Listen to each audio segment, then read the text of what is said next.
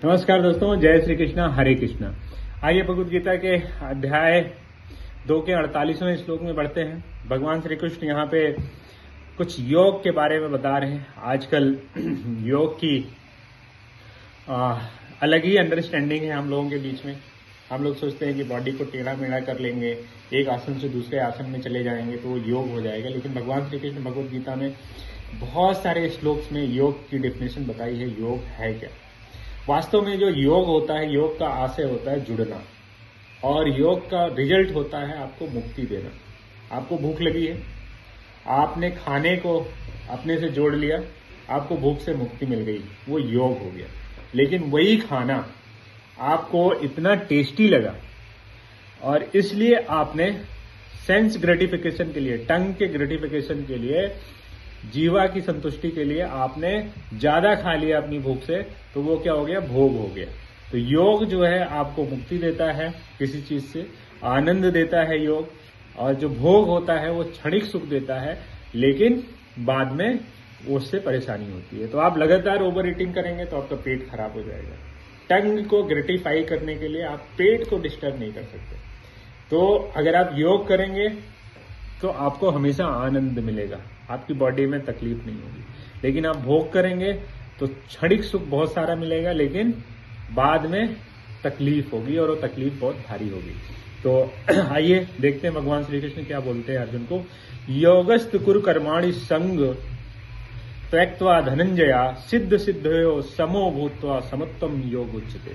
भगवान श्री कृष्ण कह रहे हैं, हे अर्जुन, जय तथा पराजय की समस्त आसक्ति को त्याग कर संभाव से अपना कर्म करो, ऐसी समता योग कहलाती है। अब यहाँ पे जो हमको सीखने की बात है, भगवान श्री कृष्ण अर्जुन को क्या बोल रहे हैं कि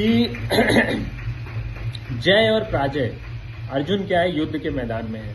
तो भगवान श्री कृष्ण उस युद्ध को लड़ने के लिए उसको क्या ध्यान में रखना है उसके बारे में बता रहे हैं। तो उसने बोला कि जय और पराजय के विषय में मत सोचो आप, क्योंकि वो दोनों ही आपके बस में नहीं है। आप युद्ध में विजयी होगे या युद्ध में हारोगे, वो आपके कंट्रोल में नहीं है।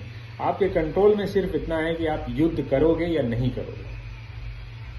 आपके युद्ध में, आपके कंट्रोल में केवल है कि आप युद्ध कर सकते हो और युद्ध से बाहर रह सकते हो। तो आपको युद्ध करना है तो जय और पराजय की चिंता छोड़ दो, मन लगा के युद्ध करो। और अगर आप ऐसा करते हो तो ये जो समता है वो योग कहलाती है। कहने का मतलब कि अगर आपका ऐसा कर्म जो फल उसके परिणाम से आसक्त ना हो, परिणाम की इच्छा रखना और आसक्त होना दोनों अलग अलग चीज है। परिणाम की इच्छा जैसे है कि आप यूपीएससी की मान लीजिए प्रिपरेशन कर रहे हैं, तो आपकी जो इच्छा होगी, सबको आईएएस कैडर की इच्छा होती है कि हमको आईएएस बनना है। लेकिन अगर आप आईएएस से इतना आसक्त हो जाएंगे तो आप प्रोसेस अच्छे से पूरी नहीं कर पाएंगे। तो भगवान श्री कृष्ण यही कह रहे हैं कि आप जय और पराजय की चिंता छोड़ दीजिए और मन लगा के युद्ध करिए, क्योंकि युद्ध करना आपका धर्म है। एक क्षत्रिय के लिए युद्ध से बड़ा कोई धर्म नहीं होता है।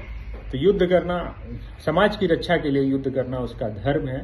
तो धर्म युक्त अगर आप युद्ध करते हैं तो आप अपने धर्म का पालन कर रहे हैं, और ऐसा करने पे वो आपके लिए योग होता है। और जब आप योग करते हैं तो उससे आपको कभी दुख और पीड़ा नहीं मिलती, उससे आपको केवल आनंद मिलता है और मुक्ति मिलती है। आपको बॉन्डेज नहीं मिलता है, अटैचमेंट नहीं होता है, वो आपको क्या होता है? लिबरेशन मिलता है, फ्रीडम मिलती है।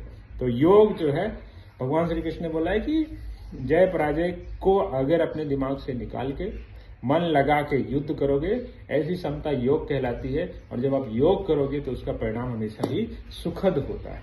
तो उसी तरह से अगर आप प्रिपरेशन कर रहे हैं किसी एग्जाम के, आप स्टूडेंट हैं, तो आपके दिमाग में उस एग्जाम को क्रैक करने का रिजल्ट होना चाहिए, उसके बारे में विजुअलाइजेशन होना चाहिए। लेकिन उससे भी ज्यादा जो इम्पोर्टेंट चीज है वो ये है कि उस एग्जाम की प्रिपरेशन कैसे करनी है, उसकी संपूर्ण आपकी जानकारी होनी चाहिए। और जानकारी के साथ साथ उसकी प्रिपरेशन आपकी प्रॉपर होनी चाहिए, तभी जो है आप उस एग्जाम को अच्छे से लिख पाएंगे और उसको पास कर पाएंगे। ये स्टूडेंट के लिए था। अगर आप किसी फील्ड में भी काम कर रहे हैं तो सबसे पहले उस फील्ड में जो भी आपको काम असाइन हुआ है उस काम के बारे में आपको जानकारी होनी चाहिए और उसका स्टैंडर्ड ऑपरेटिंग प्रोसीजर क्या है। अगर उसको फॉलो करते हुए लक्ष्य के बारे में बहुत ज़्यादा अपने आप को आसक्त ना करते हुए काम करते हैं तो आप भी योग कर रहे हैं, क्योंकि आप लक्ष्य से बहुत ज़्यादा आसक्त नहीं होंगे तो आपको उतनी तकलीफ होने वाली नहीं है। और लक्ष्य जो से अगर आप अटैच नहीं है, रिजल्ट से अटैच नहीं है, तो निश्चित तौर पे आपको वो रिजल्ट मिलने वाला ही है। क्योंकि जब आप अटैच हो जाएंगे तो हो सकता है कि जल्दीबाजी में, हड़बड़ी में, या कभी कभी आप अपना पेशेंस खो दें।